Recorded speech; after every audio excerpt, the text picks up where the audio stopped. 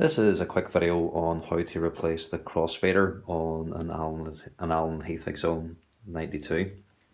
It's actually quite simple. This is your crossfader here. Now there's actually a plate up here. These two screws actually hold the crossfader onto this separate plate, and then these two screws actually holds this plate onto the main chassis of the Allen Heath mixer. So if you unscrew these two, the crossfader just drops out. Basically it's plug and play, so all you need to do is unplug it here. Literally what you do is you just pull this apart. It's very simple and straightforward. Let's see.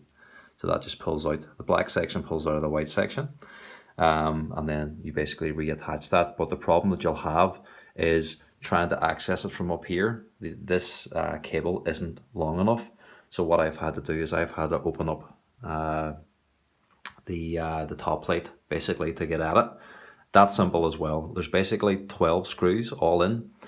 The screws on the faceplate are here. So you've got 1 and 2, 3 and 4, and then up at the top you have 5 and 6, and then 7 and 8.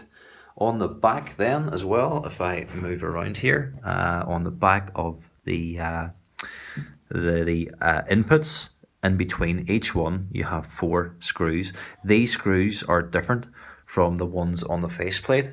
So there's basically 2 different types of screws. So there's 8 on the faceplate, keep those together, and then the 4 on the back here, keep those together as well, so you don't get them mixed up. But basically once you take all of those off, you can then literally just lift the plate up by, grabbing it from the side, pulling it up.